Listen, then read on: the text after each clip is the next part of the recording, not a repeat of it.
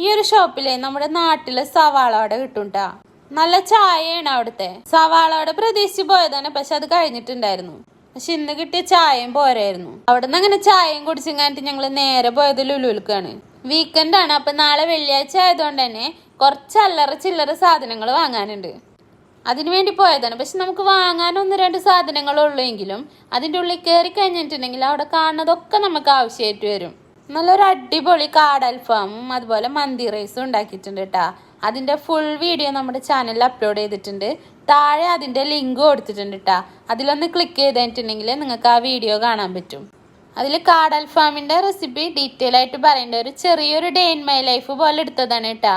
ഉച്ച വരെയുള്ള കുറച്ച് വിശേഷങ്ങൾ ഉൾപ്പെടുത്തിയിട്ടുള്ള ചെറിയൊരു ഡേ ഇൻ മൈ ലൈഫാണ്. അപ്പം മറക്കണ്ട, ലിങ്ക് താഴെ ഉണ്ട്. അതിലൊന്ന് ക്ലിക്ക് ചെയ്തിട്ടുണ്ടെങ്കിൽ നിങ്ങൾക്ക് ആ വീഡിയോ കാണാൻ പറ്റും.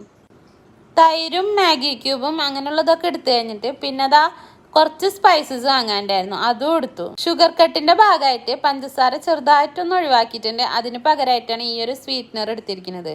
അങ്ങനെ അതും അവിടെ നിന്ന് ഒരു പാക്കറ്റ് എടുത്തിട്ടുണ്ട്. കാര്യമായിട്ട് നോക്കണുണ്ട്, ഏതെടുക്കണം എന്നുള്ള കൺഫ്യൂഷനിലാണ്. ഇതാണ് എടുത്തിട്ടുണ്ടായിരുന്നത്. പിന്നെ ഇതവിടെ വെച്ചിങ്ങാണ്ട് നമ്മൾ വേറെയാണ് എടുത്തത്.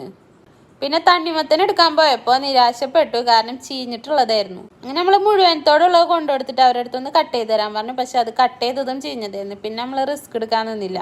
പിന്നെ അതാ നല്ല നേന്ത്രപ്പഴം ഉണ്ട് കേട്ടാ. അപ്പോൾ അതും കുറച്ചെടുത്തിട്ടുണ്ട്. പിന്നെ ഇനി നമുക്ക് വേണ്ട മെയിൻ സാധനമാണ് തേങ്ങ. ചെറിയ തേങ്ങ അവിടെ മാറ്റി വെച്ചിട്ടുണ്ടാവും കേട്ടോ. പക്ഷെ അത് എടുക്കുന്നതിനേക്കാളും നല്ലത് ഇങ്ങനെ എടുക്കുന്നത് തന്നെയാണ്. ഇതിൽ നിന്നാകുമ്പോൾ നമുക്ക് വലുതൊക്കെ നോക്കി എടുക്കാം. എങ്ങനെ വന്നാലും ആ ചിരകി വെച്ചതിനേക്കാളും കൂടുതൽ ക്വാണ്ടിറ്റി ഉണ്ടാവും. നമ്മളിങ്ങനെ തേങ്ങ വാങ്ങി ഇങ്ങനത്തെ ഒരെണ്ണം മുഴുവനായിട്ട് ചിരവുമ്പോൾ.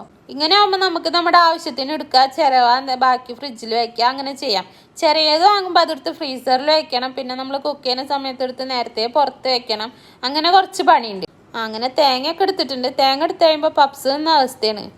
ചകിരിമേലത്തെ പൊടി മുഴുവൻ നമ്മളെ ഡ്രസ്സുമേലായിട്ടുണ്ട്. അങ്ങനെ അവിടെ നിന്നുള്ള എല്ലാ സാധനങ്ങളും വാങ്ങി ബില്ല് പേ ചെയ്ത് കഴിഞ്ഞിട്ട് നേരെ വീട്ടിലേക്കാണ്. നമുക്ക് കുറച്ച് ഫേവറേറ്റ് ആയിട്ടുള്ള ഷവർമ സ്പോട്ടുകളുണ്ട്, അതിലൊന്നാണ് കേട്ടോ ഇത്. ഇനി നേരെ വീട്ടിലേക്കാണ് കേട്ടോ. ഇതൊരു ചെറിയൊരു മിനി വ്ളോഗ് പോലെ എടുത്തതാണ്. നമ്മുടെ ചാനൽ സബ്സ്ക്രൈബ് ചെയ്യാത്തവരുണ്ടെന്നുണ്ടെങ്കിൽ ചാനൽ ഒന്ന് സബ്സ്ക്രൈബ് ചെയ്തേക്കണേ. അപ്പോൾ ഓക്കെ.